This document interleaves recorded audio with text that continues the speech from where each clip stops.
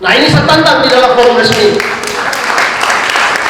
Biarpun mahasiswa melakukan seminar, menghabiskan anggaran ratusan juta, ratusan miliar, tidak akan bisa diberantas dengan baik kalau keberanian moral seluruh institusi penting yang sudah diamanatkan oleh konstitusi negara ini untuk melakukan tindakan pemberantasan.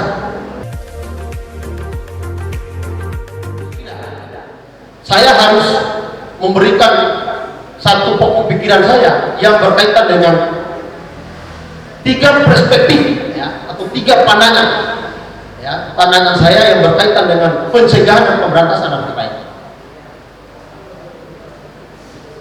Yang pertama adalah pendekatan keagamaan. Yang kedua adalah pendekatan kesehatan. Dan yang ketiga adalah pendekatan penegakan supremasi hukum. Namun sebelum saya menjelaskan apa yang saya tuangkan di dalam narasi terbatas saya ingin forum ini melahirkan output, jadi melahirkan solusi yang bila perlu kita tanda tangani bersama di dalam forum yang terhormat ini. Berita acara kesepakatan kita di dalam pemberantasan narkoba ini. Ya. Karena narkoba ini adalah merupakan salah satu penyakit yang sudah merasuk kepada seluruh oknum-oknum pejabat-pejabat negara dan pejabat pemerintah. Maka forum ini mudah-mudahan melahirkan rekomendasi tertulis yang akan disampaikan kepada pemerintah daerah dan yang akan disampaikan kepada DPRD Kabupaten Bima. Kenapa ini menjadi penting? Kenapa ini menjadi penting? Sehingga kita duduk pada hari ini tidak hanya sekedar kita mengelaborasi, tidak hanya sekedar kita mendiskusikan apa bahaya narkoba ini. Maka tadi saya sangat setuju sekali, tema yang diangkat hari ini adalah narkoba, bahaya narkoba di kalangan milenial. Ini judul yang dilakukan oleh teman-teman ini menjadi penting karena generasi muda adalah merupakan satu-satunya instrumen ya yang akan melanjutkan atau mengestafetkan para pemimpin negeri ini di berbagai level kehidupan manusia, mulai dari tingkat desa sampai pada tingkat nasional. Itulah sebabnya saya mengapresiasi. Kemudian yang selanjutnya perlu diketahui oleh teman-teman pemuda dan mahasiswa, seperti yang disampaikan oleh narasumber tadi, narkoba ini kalau dulu kita kenal hanya dikonsumsi oleh orang-orang punya uang, oleh orang-orang elit yang ada di kota, yang tinggal di kota. Tapi hari ini di seluruh pelosok-pelosok desa sudah menjadikan narkoba ini adalah merupakan kebutuhan. Apa sebenarnya yang terjadi?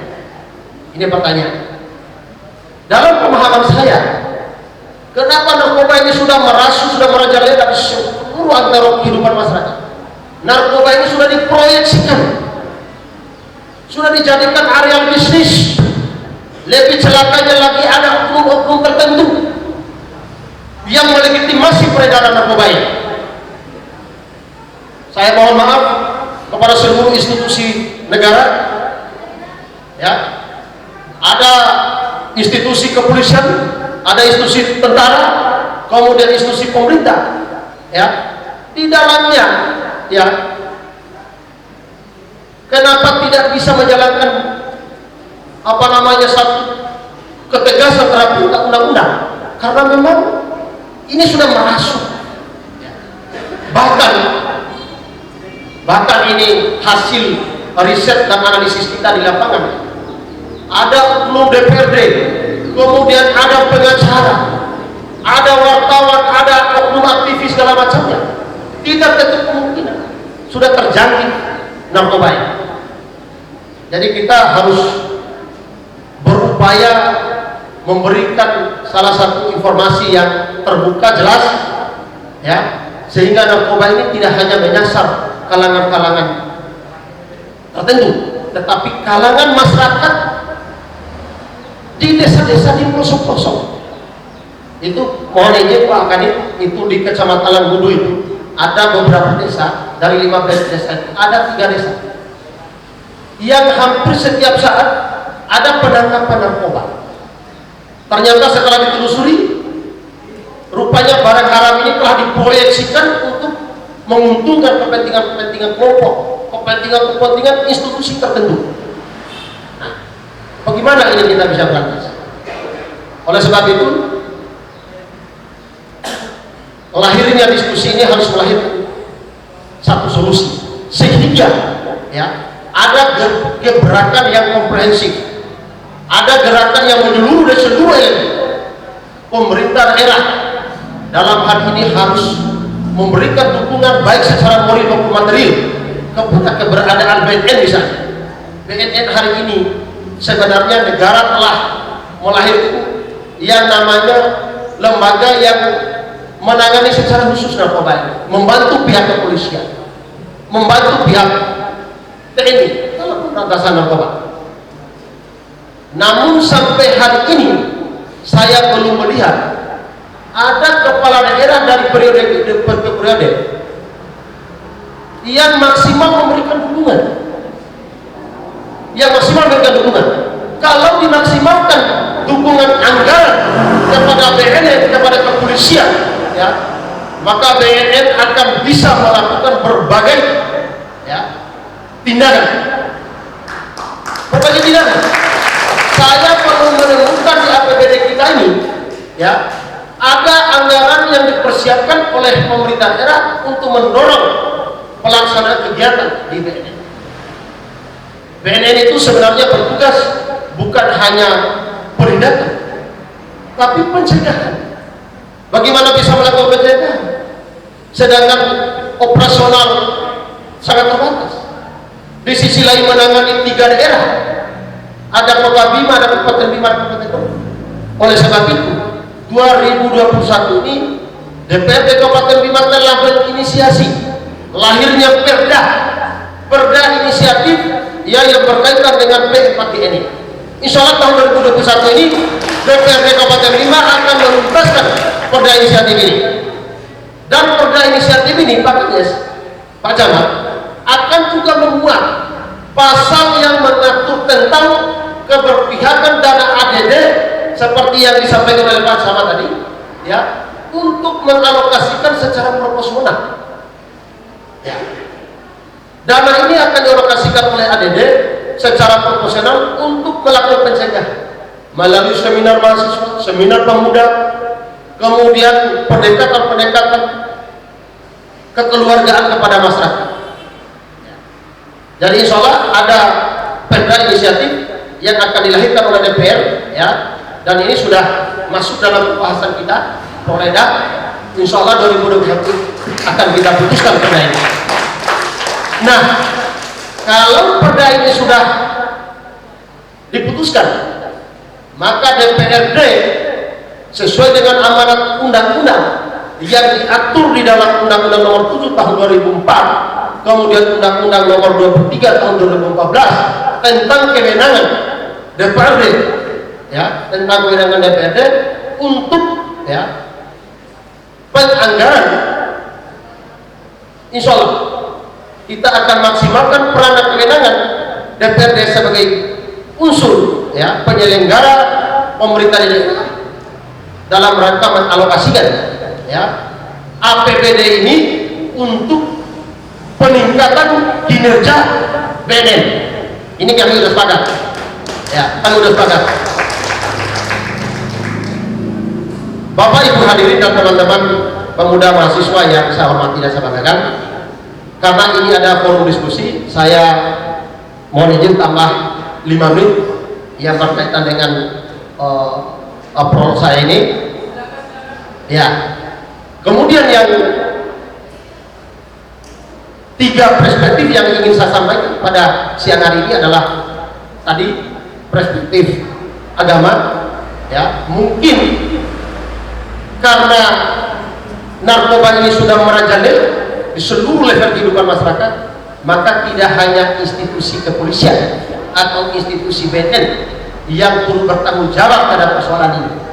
Ada para tokoh agama, kemudian kaum alim ulama, para dai, para kiai yang ada di tengah-tengah masyarakat untuk memberikan edukasi, memberikan pencegahan bagaimana bahaya latennya ya narkoba ini, untuk ya menghantam semangat generasi muda dalam rangka meraih kesuksesan dan tujuan. Maka peran tokoh agama, tokoh masyarakat menjadi penting. Kemudian peran institusi keluarga menjadi penting. Karena kalau sudah akut di generasi muda, maka negara ini apa yang mau dianalkan? Kalau dia serang pengacara, kalau dia serang oknum DPRD, mungkin masih ada harapan-harapan. Tapi kalau sudah diserang seluruh generasi muda, maka tunggulah kehancuran. Karena pada generasi muda lah ya tongkat estafet kepemimpinan negara ini, ya negeri ini, ya satu-satunya.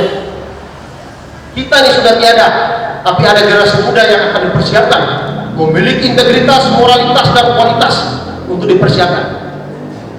Itulah sebabnya saya kira pendekatan keagamaan menjadi penting. Karena narkoba ini bukan hanya tugas BNN atau kepolisian. Jangankan kaum milenial, oknum tertentu sudah disisir oleh narkoba ini. Banyak oknum polisi, banyak oknum tentara yang sudah masuk penjara akibat narkoba. Ya, artinya bukan tugas institusi ini saja. Karena manusia itu memiliki kemampuan terbatas, kemudian memiliki kepekaan sosial yang sangat tinggi. Oleh sebab itu peran tokoh agama, tokoh masyarakat ini menjadi penting. Tetapi daya dorong anggaran untuk melibatkan tokoh agama, tokoh masyarakat juga ini menjadi sebuah keharusan. Lembaga adat, kemudian tokoh agama tidak bisa bergerak tanpa kebijakan anggaran, tanpa keberpihakan anggaran di pemerintah daerah. Oleh sebab itu, kepala daerah selaku eksekutor anggaran harus memiliki tanggung jawab moral untuk menggerakkan seluruh instrumen ini. Ya, itulah tadi harapan saya. Seminar ini harus melahirkan rekomendasi tertulis yang akan kita tanda tangani di akhir acara ini. Untuk besok bisa kita sampaikan kepada bupati dan kepada ketua DPRD, karena di sanalah eksekutor pemilik APBD. Jadi kita berikan semangat BNN, semangat kepolisian sudah luar biasa, ingin memberantas baik. Itu yang pertama. Kemudian yang kedua, saya kira pendekatan kesehatan. Jadi ahli kesehatan, dokter segala macam sudah mengakui bahaya laten dan narkoba ini akan mengancam ya korban jiwa. Sebenarnya ya kita ini sebagai korban. Yang mencari keuntungan itu adalah orang-orang pedagang-pedagang, pembisnis yang memproyeksikan narkoba ini. Ya. Ini bahayanya tidak kesehatan. Oleh sebab itu, segi kebijakan anggaran kesehatan untuk melakukan penyuluhan, ya, akan bahaya narkoba ini juga penting dilakukan. Kemudian yang terakhir, yang berkaitan dengan penegakan supremasi hukum. Nah, ini yang saya harus tegaskan. Penegasan supremasi hukum ini menjadi penting, ya, sebagai jawaban dari seluruh persoalan yang ada. Bagaimana bisa kita berantas narkoba yang sudah merajalela sampai ke pelosok-pelosok? Kalau ya oknum-oknum yang sudah masuk menjadi bandar besar ini, kepolisian BNN tidak berani menangkap. Maka tantangan saya kepada institusi BNN dan institusi kepolisian, tangkap pelaku-pelaku kemudian bandar-bandar besar yang ada di daerah ini. Tangkap. Sampai kita berbusa-busa mulut kita, melakukan seminar, melakukan sosialisasi bagaimana bahaya latennya narkoba ini. Kalau sumber keluarnya narkoba ini tidak kita habisi, ini sama dengan bom kita. Oleh sebab itu generasi muda harus mendorong institusi kepolisian BNN untuk bertindak tegas terhadap pemberantasan narkoba. Saya banyak kita berikan informasi kepada Kapolres, dari Kapolres ke Kapolres, dari BNN ke BNN, kami berikan informasi bahwa inilah otak narkoba ini. Inilah pedagang narkoba yang ada di Kota Bima. Ada keluarga-keluarganya kekuasaan yang sudah menjadi pedagang peredaran narkoba di Kabupaten Bima. Tapi pertanyaannya, berani nggak ini ditangkap? Ya. Nah, ini saya tantang di dalam forum resmi. Biarpun mahasiswa melakukan seminar, menghabiskan anggaran ratusan juta, ratusan miliar, tidak akan bisa diberantas narkoba ini. Kalau keberanian moral seluruh institusi penting yang sudah diamanatkan oleh konstitusi negara ini untuk melakukan tindakan pemberantasan. Maka kenapa pendekatan supremasi hukum jadi penting? Ya, ini dalam rangka membasmi sumber. Kalau sumber itu dibasmi, saya mohon maaf Pak Kanit, waktu Kapoldanya Pak Arif Nadi, ada bandar narkoba terbesar di NTB, namanya pada situ yang namanya orang Cina. Yang ini dari Polda ke Polda itu dia tidak berani menangkap. Begitu hebatnya manusia ini, tidak berani tangkap. Sumber tidak beraninya institusi resmi kepolisian negara Republik Indonesia, Polda NTB di zaman itu, ada apa? Apakah sering menerima UPT dari mereka? Atau ada oknum tertentu yang terlibat langsung dalam mengkonsumsi narkoba? Atau apa? Setelah pergantian dari Pak Arif Nadi ke Pak M. Iriawan, pada saat itu saya mengumpulkan pertama, kami melakukan wawancara. Satu tantangan besar Bapak, pertama menginjakkan kaki di sini adalah pemberantasan narkoba. Saya kira terorisme adalah urusan kedua. Urusan narkoba ini adalah urusan yang penting. Otaknya ditangkap. Siapa otaknya? Di depan Polres Mataram. Disitulah tempat bisnis yang dikomandai oleh saudara yang ini. Lo ada punya bukti? Ini buktinya. Silakan Bapak tangkap. Bapak berhasil menangkap itu, baru Bapak itu punya komitmen moral untuk memberantas narkoba di wilayah Nusa Tenggara Barat. Nggak sampai 2 minggu Pak Emir melakukan penangkapan.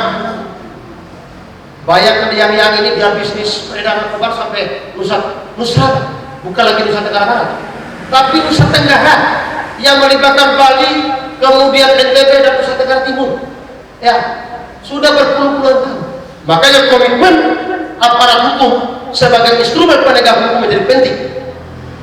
Dan rekomendasi hari ini menjadi poin penting untuk kita sampaikan kepada Kepala BNN dan Kepala Kepolisian Negara Republik Indonesia yang ada di Kabupaten Bima dan Kota Bima.